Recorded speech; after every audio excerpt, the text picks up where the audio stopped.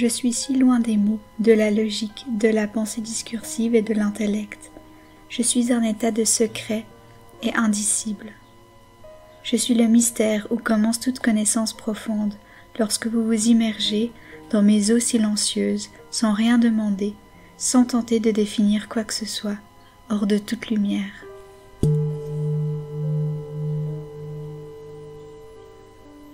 Bienvenue dans cette vidéo consacrée à l'arcane 18, la Lune.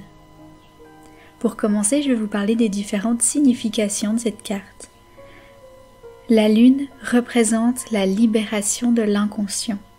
C'est une carte qui va nous inviter à plonger dans nos rêves et dans nos émotions profondes. La Lune, c'est le centre de l'imagination. C'est elle qui va venir révéler la lumière cachée qui vit en nous. La Lune, c'est aussi l'archétype de l'inconscient collectif, avec ses joies et ses peurs. C'est d'aller profondément fouiller dans nos peurs et dans l'étrangeté de notre propre existence et du monde qui nous entoure. Avec la Lune, on vient aussi apprendre à respecter le cycle lunaire pour éveiller l'esprit et enrichir la vie. Avec la Lune, on vient aussi éveiller notre intuition par certaines émotions qui nous paraissent étranges. Ça peut être par des peurs qu'on va venir creuser pour aller voir qu'est-ce qu'elles révèlent. Ça peut être par des rêves, quand on est endormi, ou des rêves, des projets, des désirs. Ça peut être aussi par des hallucinations. L'idée ici, c'est de creuser des émotions qui nous paraissent étranges, qui nous paraissent bizarres, qui nous paraissent obscures, et d'aller s'interroger sur ces émotions.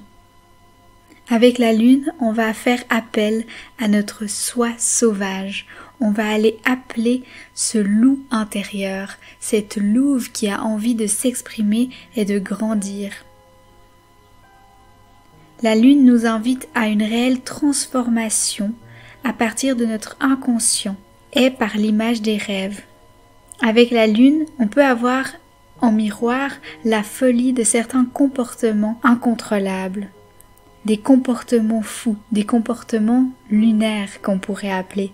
Et c'est cette lune qui va nous parler de l'obscur, de l'incompris, du sauvage, et donc d'accepter l'imaginaire, le sauvage, par la préparation et le courage. Concernant la numérologie, le 18 nous amène à faire 1 plus 8 qui nous amène au 9. Et le 9, c'est l'ermite. Et contrairement à l'ermite, ici avec la Lune, il n'y a plus de guide. C'est nous qui devons affronter la Lune seuls, sans avoir quelqu'un qui va nous aider dans ce processus. On est confronté à nous-mêmes dans cette carte de la Lune. Passons maintenant aux détails du tarot Rider-Waite-Smith, dans lequel on voit les chiens. 2 chiens sur l'herbe qui observent la Lune et qui hurlent à la Lune. Et c'est notre soi intérieur sauvage et animal qui va hurler et qui va revenir à la surface pour nous montrer qui on est vraiment si on est indomptable et sauvage, le soi caché en nous. Et ça donne l'image de ce loup-garou qui hurle à la Lune. Et c'est une métaphore du pouvoir de l'inconscient à apporter l'être primitif en soi. En se connectant à l'inconscient, on peut se connecter au soi primitif. On peut noter que sur cette carte, il n'y a pas de personnage. On perd donc cette notion d'humanité si on va profondément dans l'ombre. On note aussi une écrevisse qui sort de l'eau, qui parle de nos peurs universelles, de l'inconscient collectif, et de l'idée d'expérimenter la vision de nos propres démons qui n'ont ni forme et ni nom. Ils n'ont pas de nom, ils n'ont pas de forme, et ça reste ces démons intérieurs qu'on n'arrive pas nécessairement à nommer pour le moment, mais qu'on va aller creuser et développer avec cette carte. On retrouve aussi 2 piliers sur cette carte, l'un à gauche, l'un à droite, qui sont le passage vers un lieu inconnu. Et c'est aussi un miroir de la grande prêtresse qui a elle aussi ces 2 piliers l'un à côté de l'autre. Mais finalement, ces deux piliers qu'on voit chez la grande prêtresse, ici, on les voit depuis l'autre côté. On est passé derrière ce voile qu'on essayait de démystifier avec la grande prêtresse. Et ici, on est de l'autre côté. Et on voit que tout au fond, il y a une grotte. Et cette grotte, c'est le portail qui va nous mener à l'étrangeté de l'esprit.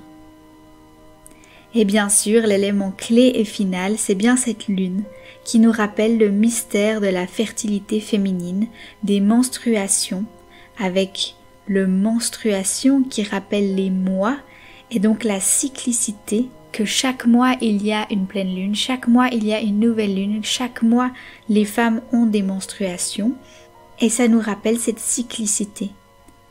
Et il y a des mythes autour des menstruations dans lesquels les hommes ont pris peur du pouvoir qu'avaient les femmes par ce sang qui émanait d'elles, et finalement cette lune nous ramène à ce pouvoir personnel qui vit en soi par les menstruations, mais simplement aussi par la cyclicité des émotions, par la cyclicité de la vie, par la cyclicité des ressentis, que tout tourne et c'est un cycle de retrouver son énergie, de savoir quand on a de l'énergie pour aller de l'avant et quand notre énergie est focalisée sur l'introspection.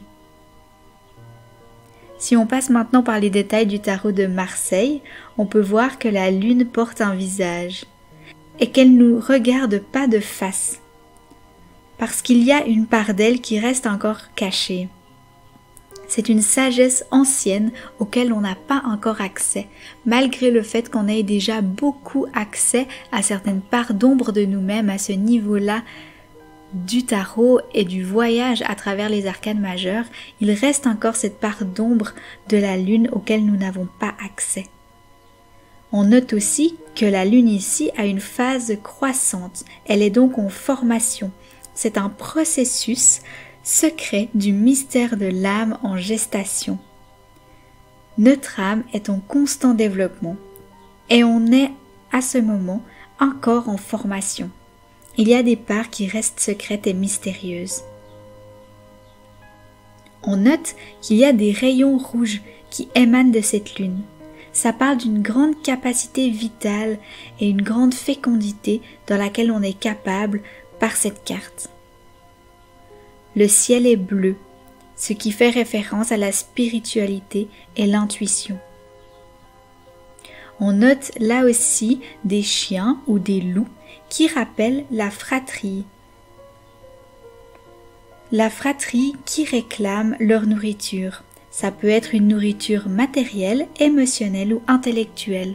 C'est comme si ces chiens, c'est encore une fois l'animal en nous, qui sommes à la demande de la lune de nous amener quelque chose, une nourriture à l'âme, une nourriture émotionnelle ou une nourriture intellectuelle pour se sentir bien, empli et nourri.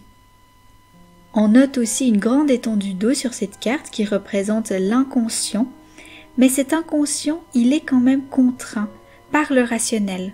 On note qu'il y a quand même une certaine structure, comme si c'était une piscine. Ce n'est pas la mer, c'est une piscine sur cette carte. On voit que l'eau est restreinte dans un rectangle. Et donc, c'est cet inconscient qui est encore restreint et contraint sur cette carte. On note aussi un crabe ou une écrevisse qui représente le moi, le soi, qui veut un contact avec la lune. Il est à la recherche de ce contact avec l'inconnu, le mystère, sans savoir qu'il est déjà en communication avec elle, puisqu'il est déjà dans l'eau et il est déjà en interaction avec le pouvoir de la lune sur l'eau. On note aussi des petites boules dans les pinces du crabe qui sont des offrandes à la lune. Si on se concentre maintenant sur les interprétations des autres artistes, on peut se concentrer sur le Osho Tarot. Ici, on voit qu'ils ont pris une liberté artistique pour se concentrer sur les vies antérieures. Et finalement, le lien qu'on peut faire avec la lune, c'est que quand on part dans l'inconscient collectif, quand on va plonger dans l'invisible, dans l'inconnu, dans les mystères de l'âme et de l'existence, on peut avoir accès dans ces moments-là aux vies antérieures pour comprendre davantage ce qui est incompréhensible pour une âme humaine, pour un mental humain.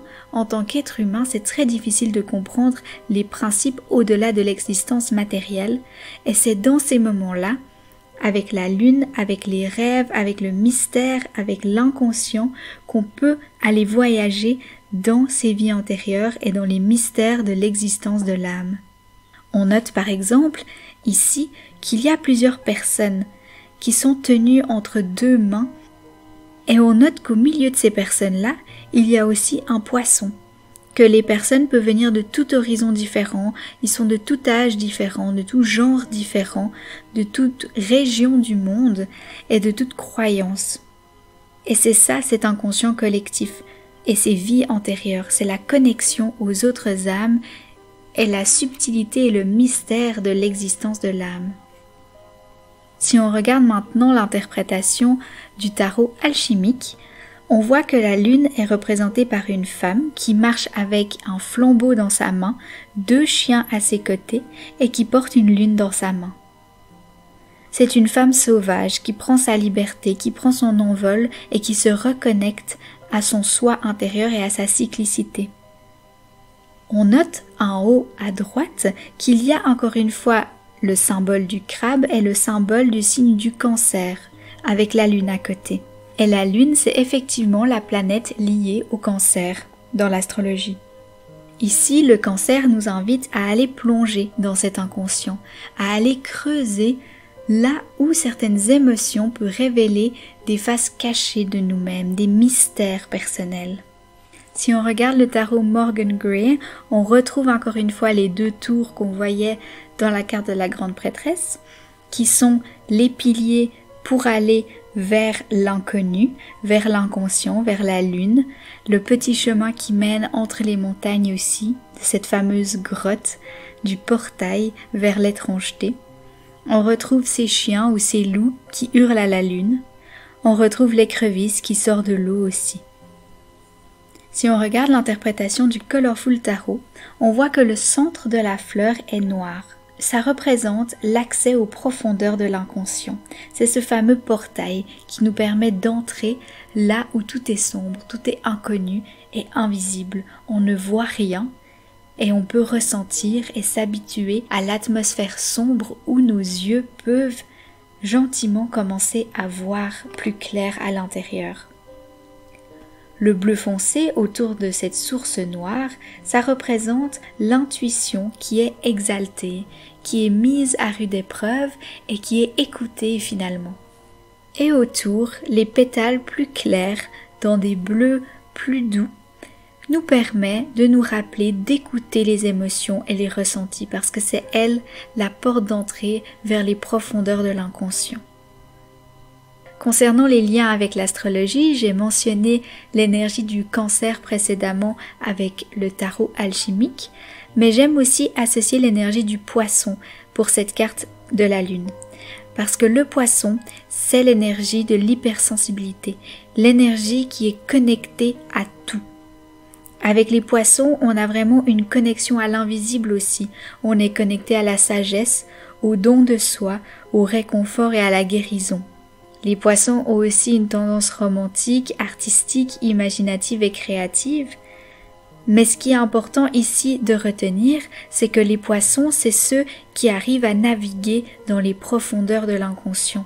C'est eux qui arrivent à naviguer dans les émotions, celles qui sont les plus folles aussi et les plus floues. Ils sont à l'aise dans le flou, ils arrivent à naviguer là-dedans. L'énergie des Poissons, c'est aussi une énergie qui a besoin de passer du temps seule, sans culpabiliser, parce qu'avec son énergie de guérison, de don de soi et de réconfort, elle aura tendance à vouloir aider l'autre dans ces moments difficiles parce qu'elle se sent à l'aise dans le flou et dans les énergies sombres et inconnues.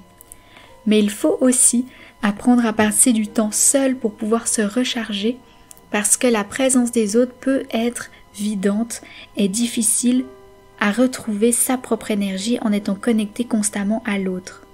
Avec les Poissons, il y a vraiment une énergie qui est facilitée pour accéder au monde invisible et pour pouvoir guérir aussi de ses propres blessures. Les poissons sont là aussi pour guérir et se libérer de leur propre cycle, notamment de victimes, de martyrs et de sauveurs. Si on se concentre maintenant sur la lithothérapie pour voir quelles sont les pierres et les cristaux qui peuvent nous aider avec l'énergie de cette carte, on peut notamment se pencher sur la sélénite, parce que c'est elle qui va nous permettre de percevoir des patterns personnels et des dissipations. Elle va nous permettre de nous aligner au divin et d'avoir accès aux sagesses anciennes. On peut aussi utiliser la pierre de lune qui va développer notre intuition et amplifier et approfondir les sensations. Ça va être aussi une pierre qui peut aider à l'inspiration et à l'impulsion. Elle nous permet aussi de nous connecter à notre véritable personnalité. On peut aussi utiliser la aulite, l'aulite, qui permet d'amplifier les expressions des émotions aussi. Elle permet de développer une communication calme et un discernement. Avec l'aulite, on va aussi réduire le stress, réduire l'égoïsme et la colère. Passons maintenant à quelques questions d'introspection sur lesquelles on peut se baser pour approfondir l'énergie de la lune. Y a-t-il une peur incontrôlable en moi qui doit être affrontée? Quels sont les messages que je reçois de la lune? Qui suis-je lorsque personne ne peut me voir? Voici maintenant quelques affirmations ou mantras pour la carte de la lune. J'ose plonger dans les profondeurs de mon inconscient. Je vois la lumière dans mes propres ombres. Mes rêves portent des messages puissants et clairs. Merci d'avoir regardé cette vidéo. N'hésitez pas à partager vos expériences et points de vue sur cette carte en commentaire et vous pouvez aussi aller regarder mes sources en description. À bientôt!